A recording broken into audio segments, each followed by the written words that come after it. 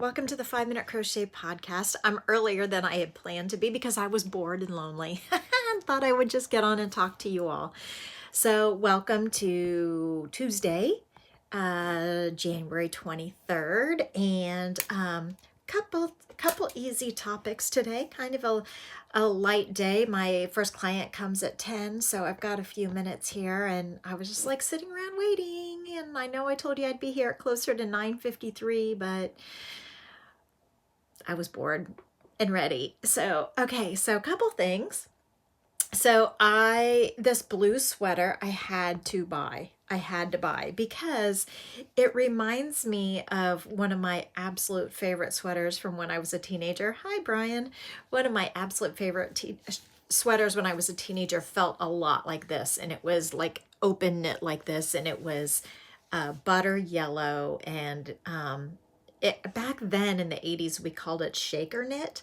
That was before, good morning, Carlene. That was before I was into yarn, and I don't really know what shaker knit is or if that's like a thing. And so some of you knitting experts maybe can tell me, but the yellow sweater was like absolutely my favorite. I do not know why I got rid of it or donated it or moved it along. I have no idea. But anyway, now I have a blue one.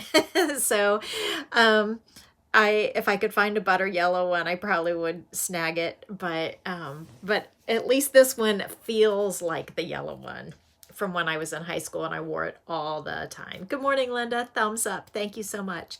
So I went to a high school where we didn't wear uniforms, but we had a pretty strict dress code, but I was able to wear my butter yellow sweater whenever I wanted.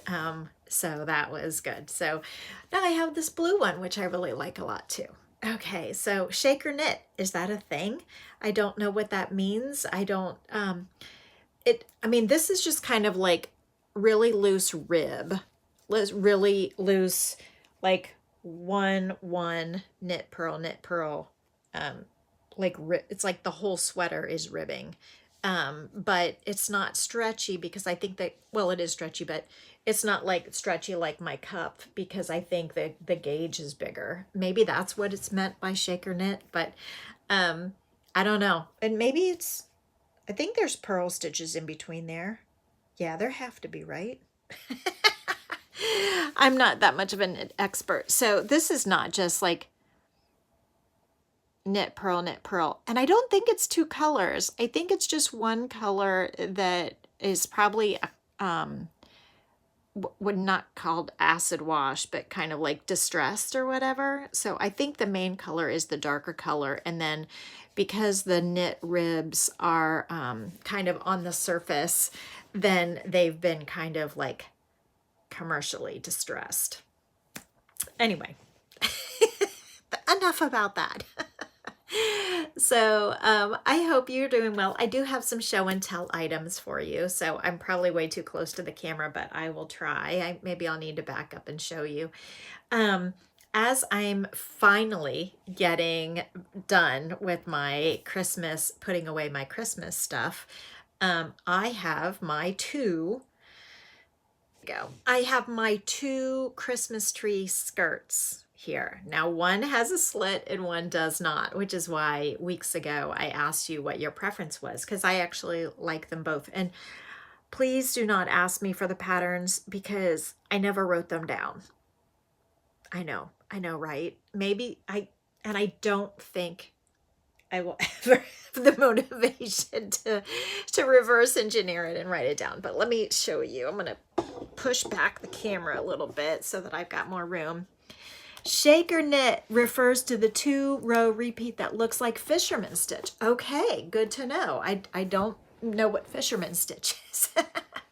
Okay, so let's see. I don't know which one I did first. I think maybe I did this. Now these are like every bit bad designer. I know, I didn't write it down. Sometimes I like to just crochet for fun.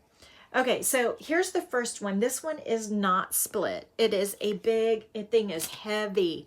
So I'm pretty sure it's 2 strands held together. It's probably Red Heart Super Saver because I may have even done this before I became a designer. Like these are old. These are like 25 years old.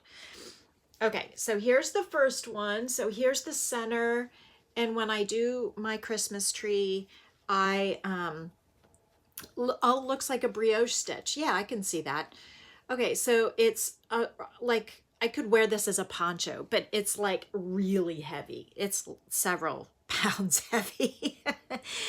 I'm pretty sure it's 2 strands held together of Red Heart Super Saver.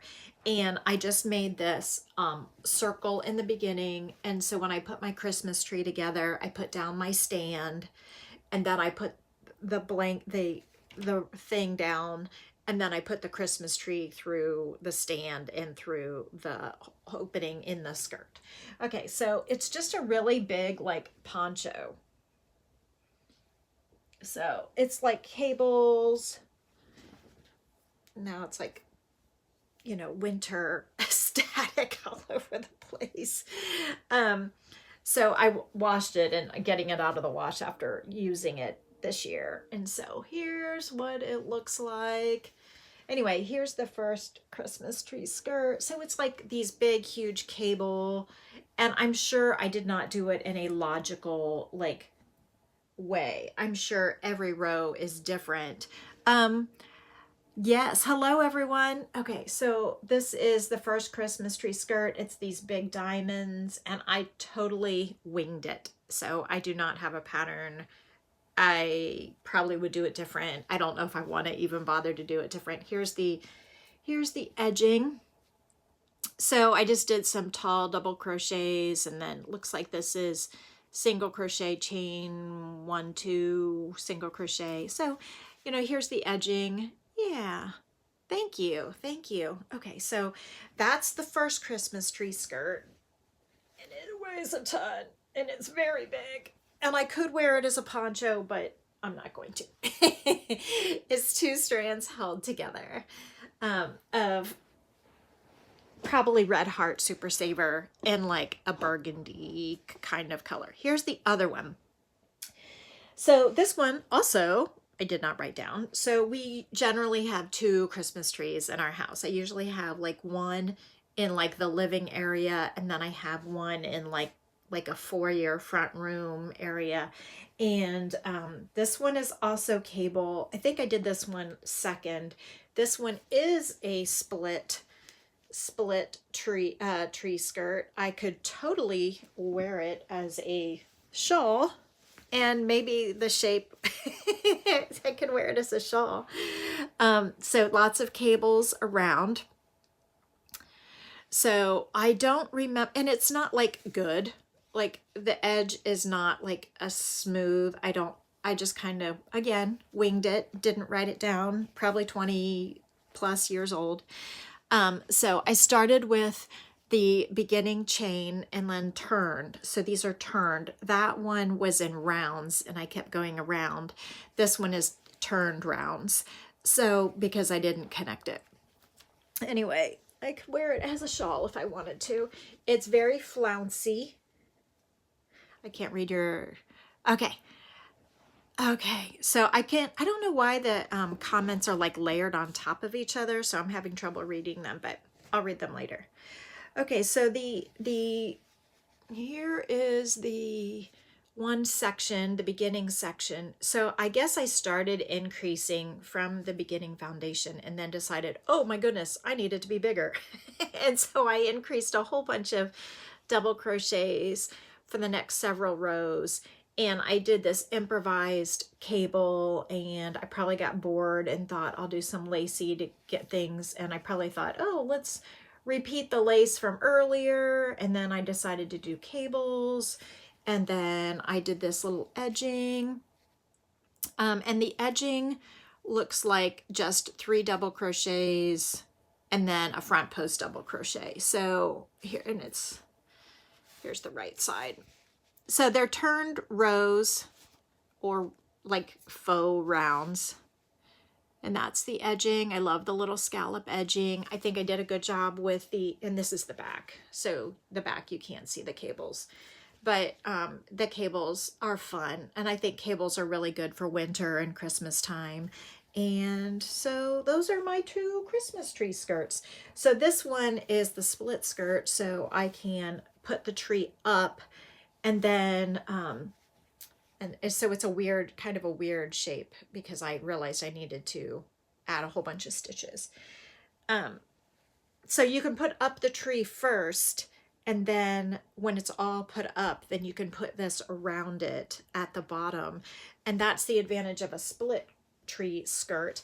However, the way my cats and dog like run and slide under the under the tree, this gets messed up a lot. But the Christmas tree skirt that's just the donut or the bagel, you know, where it's solid and it's not split, it stays in place better. But that tree, I usually like put up on a little coffee table. Well, it's a big round coffee table. I elevate that tree by 18 inches off the floor on a table, and then put the tree on it, so it's up high. So you like the red with the white, so it's just a little bit of interest. And oh my gosh, the static in our house is driving me nuts. Okay, so those are my two Christmas tree skirts, one with a slit or split, and one without, and they're both every bit of 20 years old.